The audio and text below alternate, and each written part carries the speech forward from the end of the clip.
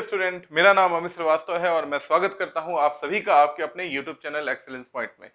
और आज हम वर्ल्ड वॉर वन का थर्ड पार्ट डिस्कस करेंगे, जिसमें कि ट्रीटी ऑफ वर्सेल्स और उसके बाद formation of league of nation, जो कि बहुत इंपॉर्टेंट है आपके लिए। उस पर हम लोग डिस्कस करेंगे बहुत ही, और ये फाइनल वीडियो होगा आपका वर्ल्ड वॉर वन का। ठीक है, तो आइए सबसे पहले समझते हैं ट्रीटी ऑफ वर्सेल। जैसा कि आपको पता है कि एक आर्मिस्टिस लास्ट हमने वीडियो में डिस्कस किया था कि जर्मनी ने आर्मिस्टिस साइन कर दिया था। आर्मिस्टिस साइन किया था 11 नवंबर 1918 को। 11 नवंबर 1918 तो जर्मनी साइन है आर्मिस्टिस। आर्मिस्टिस होता है युद्ध विराम। ठीक है, कि अब फर्दर कोई वॉर नहीं होगा, किसी तरह का हमला नहीं करेंगे एक दूसरे के ऊपर, तो इस तरह का एक आर्मिस्टिस साइन हो जाता है। आर्मिस्टिस के बाद जो चीजें होती हैं वो होता है रिपरेशन। रिपरेशन होता है जब आप किसी वॉर में अपना हार मान लेते हैं, तो जो आपसे एक लिया जाएगा या आपसे फाइन दिया जाएगा। ठीक है, आपको अपने एनिमी को जिससे आपने वॉर किया था उसको आप जो देंगे अपने पास से, ताकि उसका जो एक लॉस हुआ है वो कंपनसेट हो सके, तो उसे हम लोग कहते हैं रिपरेशन। तो रिप्रेशन के लिए डिस्कस करना था, तो उसके लिए हम लोगों ने जर्मनी के साथ इन्होंने एक ट्रीटी की साइन किया और उसे हम लोगों ने जाना ट्रीटी ऑफ वर्सेल्स के नाम से। ठीक है, तो जो ट्रीटी ऑफ वर्सेल्स है ये साइन होता है, इंपॉर्टेंट है, 28 जून 1919। डेट याद रखिए, बहुत इंपॉर्टेंट है डेट। 28 जून 1919 को ट्रीटी ऑफ वर्सेल्स साइन होता है।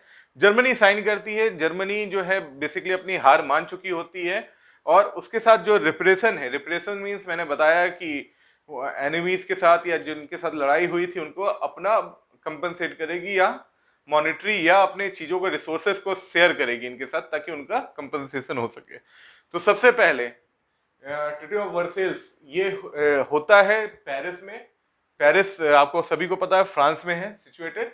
तो फ्रांस में ये ट्रीटी ऑफ वर्सेल्स होता है। फ्रांस की राजधानी पेरिस है, उसी के पास ये पैलेस है। बहुत ही अच्छा, बहुत ही सुंदर पैलेस था ट्रीटी ऑफ वर्सेल्स। ठीक है, वर्सेल्स का जो पैलेस है ये बहुत ही सुंदर है। तो वर्सेल्स में ही ट्रीटी होती है और ये पैलेस सिचुएटेड है पेरिस में। तो एक इंपॉर्टेंट पॉइंट आपको और मिल गया कि जो पेरिस है वहीं पे सिचुएटेड है पैलेस ऑफ वर्सेल्स। ठीक है, जहां पे ये ट्रीटी होती है। अब यहाँ पे क्या होता है, गिल्ट ऑफ वॉर, कि जो वॉर है उसका दोषी जर्मनी को ठहराया जाता है। तो ये सेकंड पॉइंट आपको याद रखना है, पॉइंट वाइज आप याद कर लीजिए। तो guilt of war was place upon the central power. जो सेंट्रल पावर है जिसमें जर्मनी थी, ओटोमन एम्पायर था, उसके ऊपर गिल्ट ऑफ वॉर डिक्लेयर किया था, और स्पेशली जर्मनी के ऊपर, कि जर्मनी की वजह से ही ये सारा वॉर हुआ था और जर्मनी को रिप्रेशन देना होगा। ठीक है, तो बेसिकली क्या हुआ इस ट्रीटी में कि जो जर्मनी के कॉलोनीज थे, जो उन्होंने एक्वायर कर रखा था अफ्रीका में और जगह, उसको मतलब आपस में बांट लिया जाता है फ्रांस और ब्रिटेन के बीच। ठीक है, और जो बॉर्डर्स हैं, जैसे जर्मनी को भी दो पार्ट में बांट दिया जाता है। उसके बाद जो border of central eastern Europe and African colonies जो उनके कब्जे में थी जर्मनी के, तो सेंट्रल एंड ईस्टर्न यूरोप और अफ्रीकन कॉलोनीज, उसकी जो बॉर्डर है उसको रिड्रॉन किया जाता है। ठीक है, तो जर्मनी से कुछ चीजें लेके किसी और को दी जाती है। इसी तरह जो बॉर्डर है उसको रिड्रॉन करने की जरूरत हो जाती है। और जैसा कि मैंने पहले भी बताया था कि जो कॉलोनीज है जर्मनी की, वो डिवाइड हो जाता है ब्रिटिश और फ्रांस के बीच। देखिए यहाँ पे यूएसए से कुछ भी नहीं शेयर किया जाता है। ठीक है, यूएसए के साथ कॉलोनीज नहीं शेयर की जाती, क्योंकि देखिए यूएसए की जो पॉलिसीज थी वो एंटी कॉलोनियल पॉलिसीज थी। जब यूएसए भी अपने आप को आजाद कराता है इन चीजों से, तो उसकी हमेशा पॉलिसी होती है एंटी कॉलोनियल पॉलिसीज। तो ना वो कॉलोनीज को सपोर्ट करता है, ना एक्वायर करने में बिलीव करता है। तो यूएसए यहाँ से कुछ भी नहीं लेता। हालांकि वो वॉर का जो डिसाइडिंग फैक्टर था यूएसए ही था, बट उसने यहाँ पे कुछ भी नहीं लिया।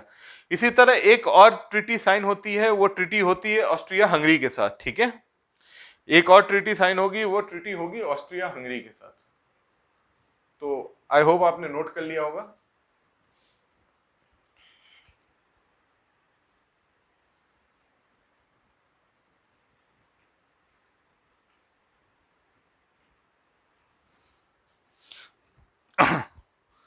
तो ट्रीटी ऑफ सेंट जर्मेन, ठीक है, ट्रीटी ऑफ सेंट जर्मेन, ये किसके साथ होता है? ये होता है ऑस्ट्रिया हंगरी के साथ। ऑस्ट्रिया हंगेरी। और ऑस्ट्रिया हंगेरी को इस ट्रीटी में ऑस्ट्रिया और हंगेरी को दो अलग अलग देशों में, जो ऑस्ट्रिया हंगेरी एक एम्पायर था, उसे दो इक्वल पार्ट में बांट दिया जाता है। तो ऑस्ट्रिया अलग हो जाता है और हंगेरी एक अलग देश हो जाता है, तो इनको दो अलग देश बना दिया जाता है। तो ये ट्रीटी ऑफ सेंट जर्मेन था, ठीक है। इनको भी गिल्टी ऑफ वॉर डिक्लेयर किया जाता है ऑस्ट्रिया हंगेरी को, और कहा जाता है आपकी वजह से ये सारी चीजें हुई थी।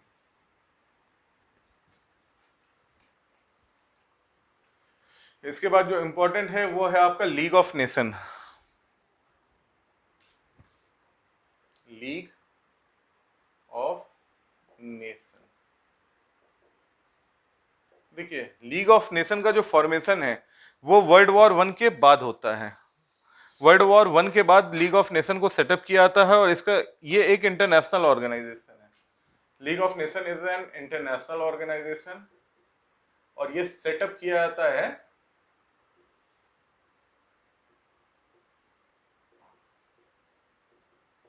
It was setup after world war 1। और जो इसका ऑब्जेक्टिव होता है, क्यों सेटअप किया गया था, टू मेंटेन इंटरनेशनल पीस।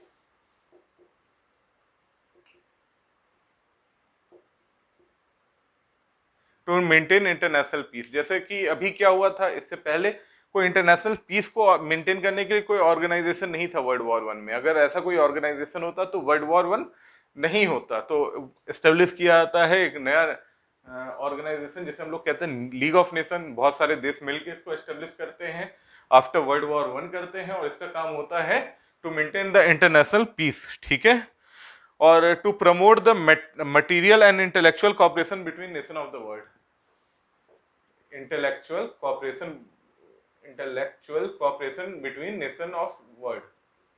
तो अब क्या है, ये ऐसा कुछ कॉपरेशन क्रिएट करेगा जिससे कि युद्ध की जो स्थिति है वो पैदा ना हो, ठीक है। इसका काम है टू मेंटेन द इंटीग्रिटी, ठीक है, टू मेंटेन द इंटीग्रिटी और political independence of the member. जो भी मेंबर्स हैं, इससे जो जुड़े हुए देश हैं, उनको एक पॉलिटिकल इंडिपेंडेंस मिले ताकि वो एक दूसरे से ना लड़ें, ठीक है। और आर्म्स जो हैं, टू मिनिमाइज द आर्म्स को मिनिमाइज करना, और इस चीज को मॉनिटर करना भी इसका काम था। लेकिन होता क्या है कि लीग ऑफ नेशन मेरे हिसाब से, मतलब फॉर्मेशन तो इसका बहुत अच्छा था, चीजें बहुत अच्छी थी, लेकिन ये फेल हो जाता है। और इसके फेलियर पे भी आपसे क्वेश्चन पूछा जाता है कि लीग ऑफ नेशन क्यों फेल हुआ था, या उसके पीछे क्या कॉज थी। देखिए लीग ऑफ नेशन फेल कब होता है, अगर आप लीग ऑफ नेशन की बात करेंगे तो इसका जो फेलियर है वो क्यों होता है, क्योंकि इसी के 20 ईयर बाद, 20 years after formation of league of nation, एक बहुत ही बड़ा वॉर होता है जिसे हम लोग कहते हैं वर्ल्ड वॉर 2, और जो कि इससे भी वर्ल्ड वॉर 1 से भी ज्यादा विध्वंसकारी होता है। उसमें बहुत ज्यादा डिस्ट्रक्शन देखने को मिलता है।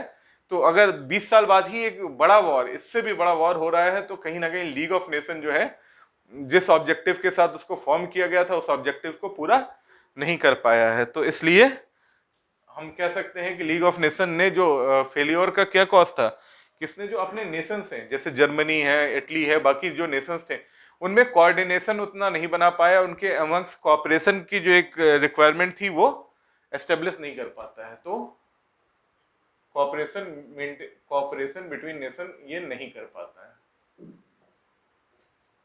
कोऑपरेशन बिटवीन नेशन यहाँ पे नहीं मिलता है। 20 ईयर के बाद वो लीग ऑफ नेशन होता है, यही इसके फेल्योर हैं।